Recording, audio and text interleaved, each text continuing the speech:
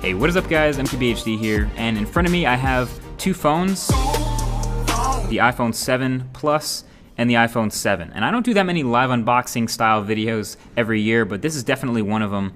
And you'll notice I have the matte black iPhone 7 Plus and the jet black, so the super glossy iPhone 7. So I'm going to take a look at both of these and we'll actually compare them and hopefully get a better idea of which one you might want to get if you're considering one of the two new colors. But yeah, this is the retail box experience and this is exactly what you're going to get if you buy an iPhone 7. So they're both 256 gig iPhones. Let's go ahead and open the boxes. We'll start with the glossy black. We'll start with the jet black iPhone. You notice it's a black box. If you buy a jet black iPhone, you'll get one of those rare black Apple boxes. And right off the bat, you don't get the phone at the top. You get the Designed by Apple in California paperwork. And then there is the iPhone in all its glossy glory and the plastic on the screen protector.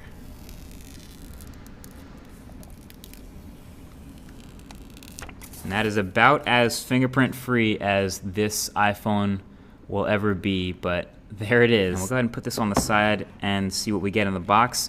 Number one, you get your earpods, not AirPods. These are your lightning attached earbuds. Well, first of all, here's your dongle, your adapter. This is your lightning to 3.5mm headphone jack adapter.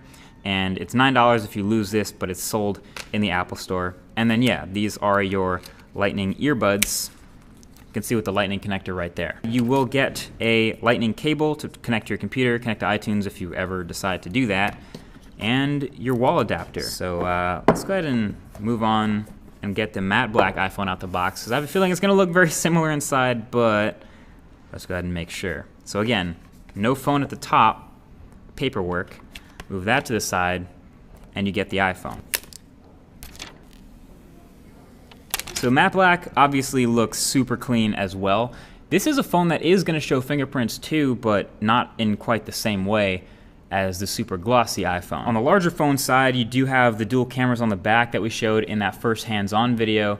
And then of course, if you compare it to another bigger phone like say the Galaxy S7 Edge, you'll notice it's still a lot bigger because it carries that much bigger bezel. I'm gonna actually boot this one up and see what we get as far as iOS 10's first boot. But yeah, it's still carrying a big old forehead, big old chin, the new capacitive home button, and I can confirm that when it's off, it doesn't move at all, which is kind of an interesting sensation. Let's go ahead and boot into iOS 10 and set it up for the first time. I speak English.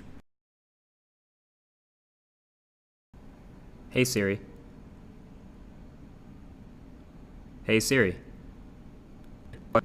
Okay, so this is definitely a new step. It's telling me to meet the new home button. So obviously on the iPhone 7, you have the home button that does not move. It's just a piece of glass and it's pressure sensitive. So when we get started here, we'll be able to choose how much, I guess, pressure feedback or with the Taptic engine will feel when we press it. So 3 is a really firm click response. 2 is a default somewhere in the middle. The whole phone seems to be vibrating still, but it doesn't quite replicate a normal press. And then 1 is really light. That's almost like I don't know if I'm pressing it or not.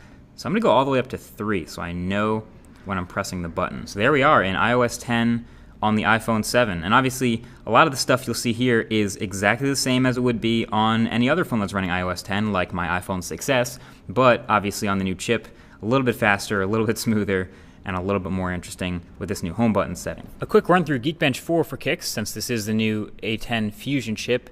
And yes, 3 GB of RAM confirmed for the iPhone 7 Plus, and 2 GB for the iPhone 7.